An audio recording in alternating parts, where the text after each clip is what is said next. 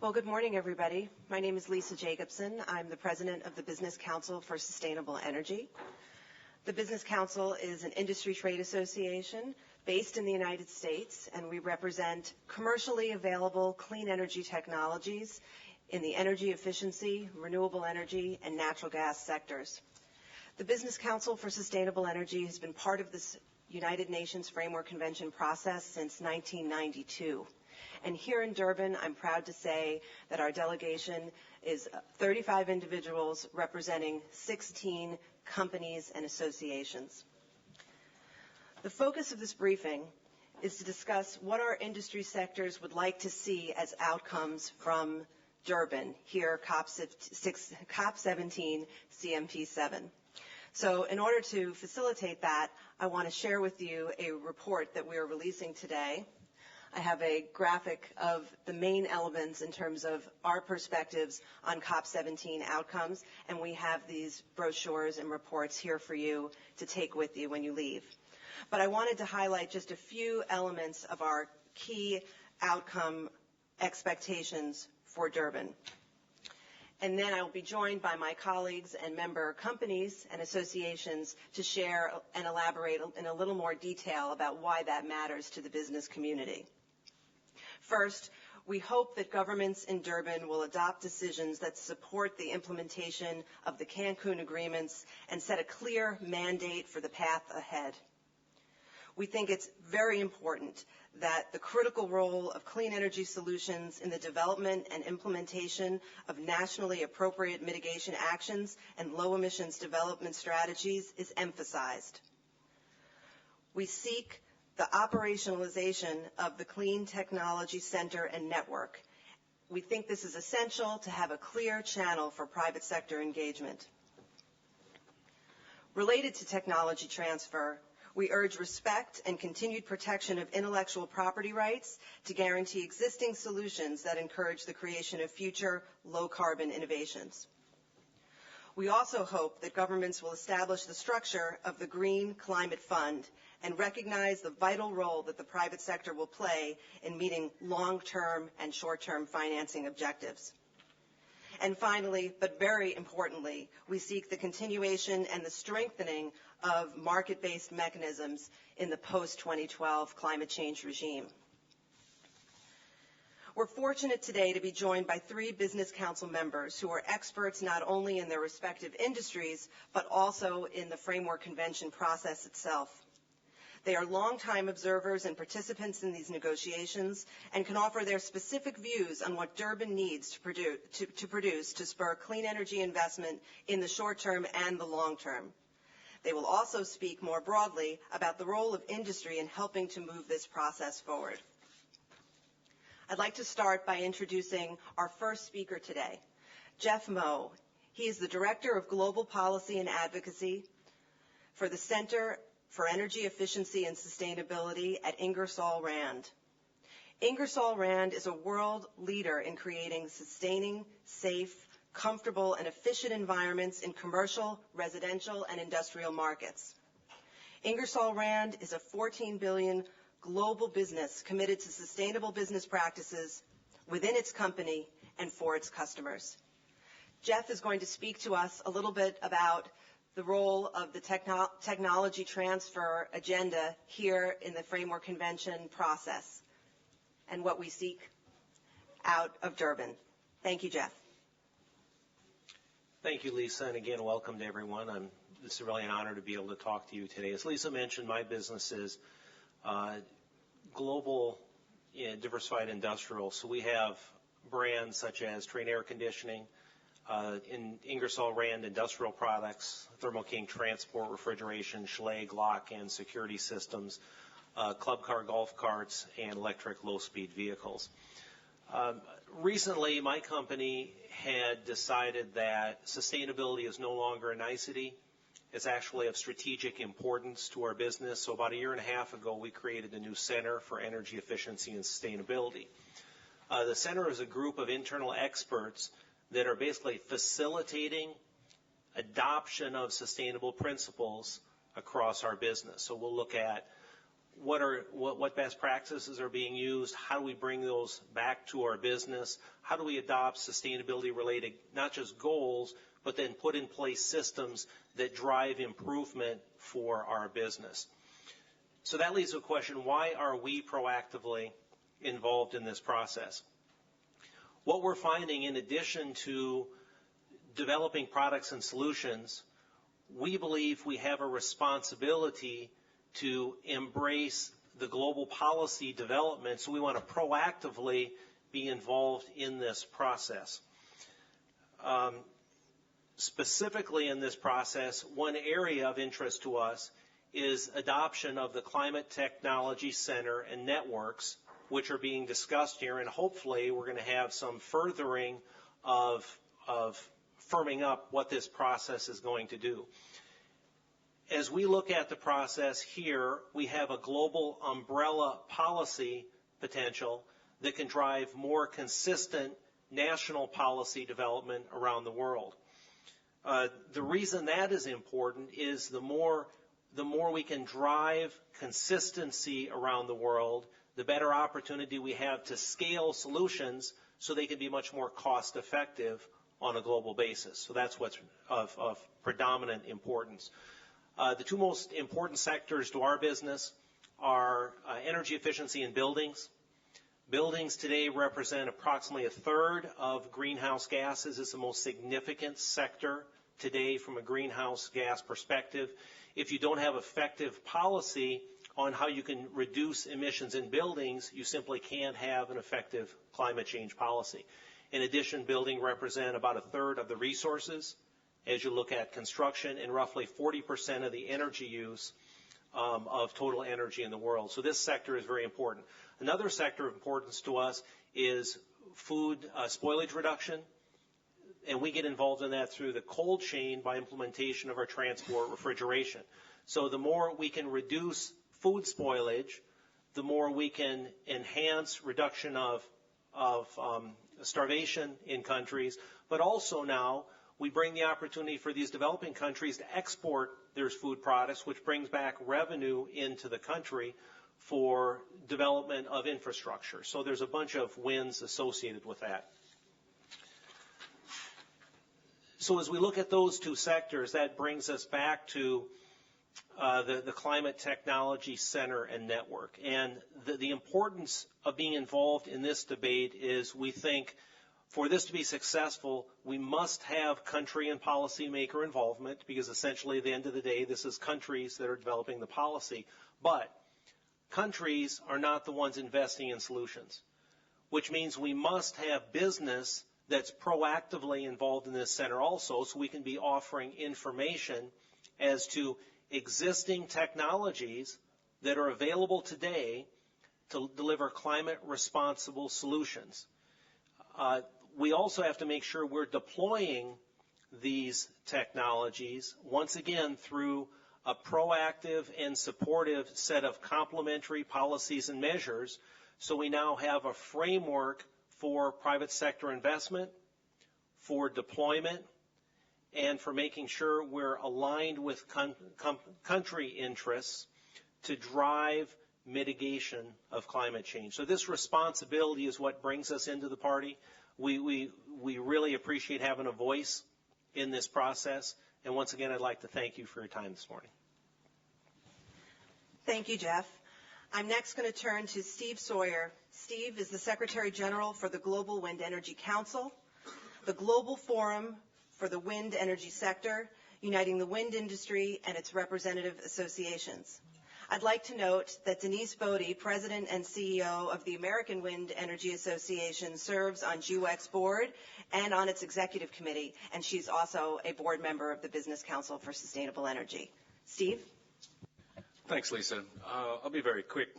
I think what we're looking for out of this process here in Durban is some signal that there is some hope, at least, that the global experiment, which was started in 1995 to create a price on carbon and to create a global market for being able to reduce carbon emissions in the most cost-efficient way, has some hope of survival. The most likely option for that, of course, would be a second commitment period of the Kyoto Protocol. That's not going to happen by itself. and it's not going to be easy, and it's probably not going to be universal. But that or some other version of the Kyoto Protocol or modification of it to continue the market mechanisms past the end of 2012 is necessary to continue the development of this experiment, which has actually just in the last few years started to work. We have 75,000 megawatts of wind energy projects in the CDM pipeline at the moment. Two-thirds of that is China. But one of the things that we were working on for many years was to figure out how to expand that beyond the usual suspects, China, India, Brazil, and Mexico. But if there is no demand in the market, if there are no QELROs, if there is no legally binding emission reduction obligations, it's very difficult to see how that process can be driven past 2012, other than in sort of a patchwork consisting of the US ETS and a few other national systems, which is far and away not the most efficient way of doing things. So we need to actually hear something from governments here that there is an ambition to carry that system forward, to improve it. It certainly needs improvement. There are a lot of improvements in the pipeline, but unless there is demand in the form of increased legally binding emissions reductions obligations, it's not going to really develop. And we don't expect governments to get that all done here, but we would like to see a signal that it is going to happen. And that's the main thing. I mean, it's just, I think it's a 10 years ago or 15 years ago in this process, you saw most of the business representation here actually trying to slow down the process and prevent things from happening. I would say that while some of those elements are still present, this panel here represents a growing positive section of business who wants to see emissions reductions happen and has the technology and is willing to make the investments to make it happen. We hope that there's more of us in the future and not less. Thanks very much. Thank you, Steve. I'll next turn to Jim Wolf, who is a consultant with Jupiter Oxygen Corporation, an Illinois-based energy technology solutions company which has pioneered and patented numerous combustion processes utilizing oxy-fuel technology. Jupiter's oxy-fuel technology uses oxygen instead of air in industrial melting furnaces. This allows for more efficient and environmentally compliant operations. Jim?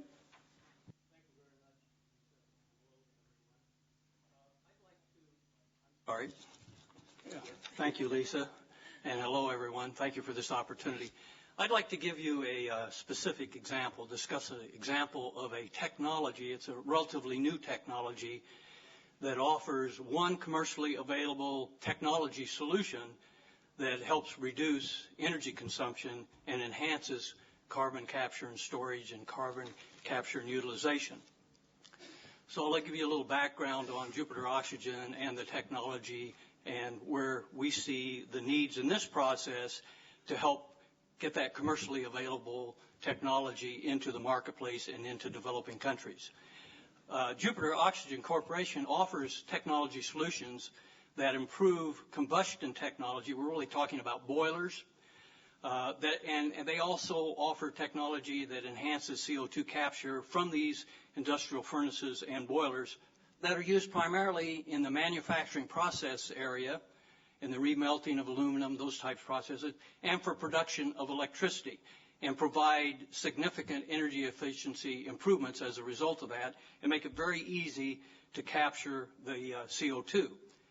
By including carbon capture and storage and carbon capture and utilization in the CDM and the Green Climate Fund, it would provide a big incentive to get this technology commercialized. It's been demonstrated. It's available. Pilot plants are operating today. Jupiter Oxygen has developed a unique oxy-fuel combustion system. Basically what you do, you use oxygen instead of air into the boiler, into the burner, and this maximizes the heat transfer effectiveness, and it also minimizes the NOx and SOx from the boiler, so you don't have to do as much treatment on the after part. And this is used, again, in industrial furnaces and boilers, and it provides an opportunity to get significant reductions in CO2 by burning less energy and also can be integrated into a recovery system. It's been used successfully for over 10 years in the aluminum remelt furnaces and gotten up to about a 70% reduction in energy consumption in that application. Electric utility would be more in the 7 to 14% energy savings. Now, Jupiter Oxygen has broadened this technology approach in cooperation with the Department of Energy, the National Energy Technology Laboratory, and improved the effectiveness of the carbon capture with a system they call an integrated air pollutant recovery system.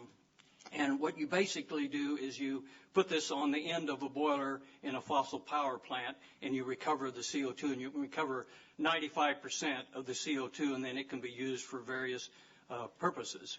The details of this are on the Jupiter Oxygen website at www.jupiteroxygen.com.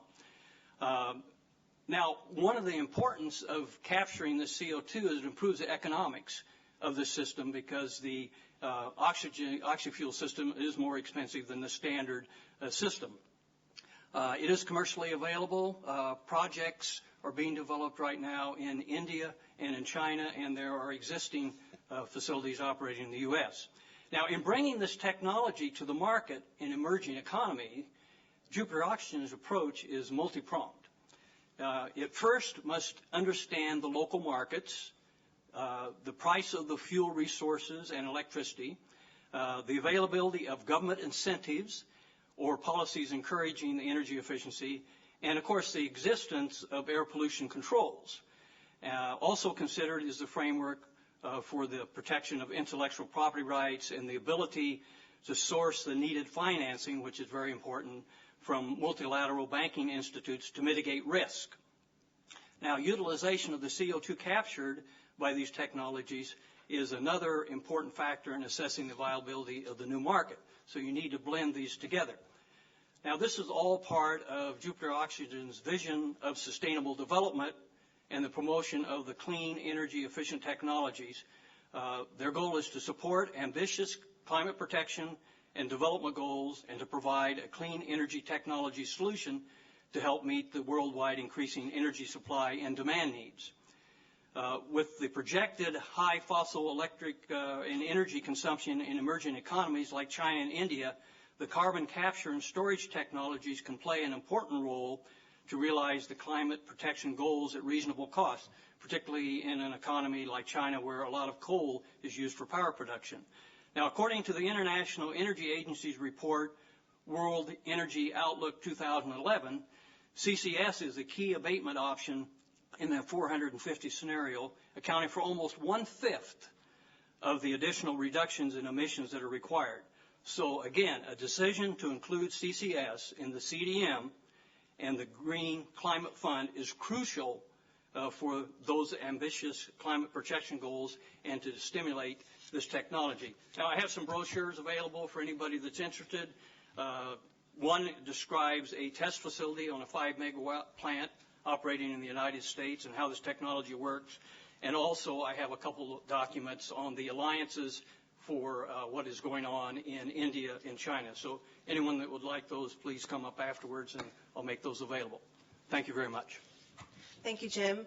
We've got about 5 minutes left, so thank you. I wanted to just reiterate again briefly what is in this report that we're releasing today, Make Clean Energy Count in Durban, and I want everyone to take a look at it. Again, in the opening, you'll see what we would like to see out of Durban. And again, we would like to see decisions taken here that support the implementation of the Cancun agreements. We'd like to see the operationalization of the Clean Technology Center and Network with a clear role for the private sector. We'd like to see the establishment of the Green Climate Fund, and again here we'd like to work with governments to better implement the private sector facility, which is yet to be defined. These and other elements that are included in this report are what clean energy industries seek out of Durban, and as was reiterated in all the comments, there are commercially available clean energy technologies available today to make a significant dent on the 2-degree target. But what we need to see are signals that will drive investment into these sectors. Now, with that, I'd love to take some questions from the audience. And if you could I ask you to introduce yourself, please? Thank you. My first question is for Mr. Moore, Jeff. Could you just tell me if any of your adaptation strategies for reducing your impact that Ingersoll Rand found were found to be diminish your bottom line, would you still take them? Because on the whole, that's always a problem, that the expense of limiting your impact on the environment often makes people not do it. And then the second question is, Jim, if you're a fantastic technology for reducing the carbon output from boilers was found to be too expensive, and yet it's absolutely necessary for people with boilers to use it, would you reduce its price in order to make it accessible to people instead of rather having them warm your planet? First of all, thank you for the question. That's actually a great question. As you and everyone else realize, commercial entities must consider profitability. If we're not profitable, we're not here for the long term. So adoption of sustainability principles for our business must be aligned with profitability goals. But let me give an example of some changes we've made. In the past, we have something in our investments called a hurdle rate, meaning we would invest in things that may have something like a year and a half simple payback. What we're looking at, though, as we're thinking about becoming a much more sustainable company, is we're setting aside funds that we will invest in returns that have a much higher hurdle rate. So historically, something with a 4-year simple payback would not have been of interest to us. Today, with those targeted funds, we're now investing in them. Certainly, they're not profit losers, but they're not as attractive as other investments. So that is a specific targeted approach we're doing to help drive incremental sustainability from what we have done in the past. So at the end of the day, it has to be profitable, but we believe becoming more sustainable is a strategic advantage for our business, so it helps our business, but it also does things that we enjoy by helping the world as well. Thank you, Jeff. We only have just a few minutes left, so let me have Jim respond, and then I see 2 questions from the floor. We'll do our best to get them in, otherwise we can talk when this concludes. Yeah, very quickly is if you look at the oxy-fuel system as an isolated situation, it would be more expensive. But once you take into account the reduction of pollution, the improved in energy efficiency, and especially as you recapture the carbon, then it becomes very cost effective. So we're doing a lot of work and investing to create an understanding of that. And so I don't believe the price is going to be the price will not be more expensive in that concept. So we see it as a very viable, but the difficulty is getting recognition and implementation on a commercial basis. And once it's commercially available, then the price drops naturally, and that's the hurdle we need to overcome. Thank you. I see 2 questions from the floor. If I could ask each of you just to ask your question, and we'll do our best to answer them before we conclude. How receptive are the financial institutions in the U.S. to funding sustainable industrial machinery or technology? Well, certainly the trends show, globally an increased investment in clean energy technologies across the board, and maybe, Steve would want to comment on the renewables industry or the wind sector, but there's much more that needs to be done. So I'm happy to talk to you offline. I don't know if anyone wants to comment more on this question. I think in general, commercial finance has been a major source of funding for the renewables industry up through the end of 2008, when a lot of commercial financial institutions stopped lending money to anyone for anything, and have just started picking up again a little bit now. That was less of a problem in Germany and certainly not a problem in China or India, but you have to be specific about where you're talking about. In North America, it has been something of a problem. Not in Canada, actually. Sorry, in the U.S. I saw one more question. Yes, we have 1 minute left.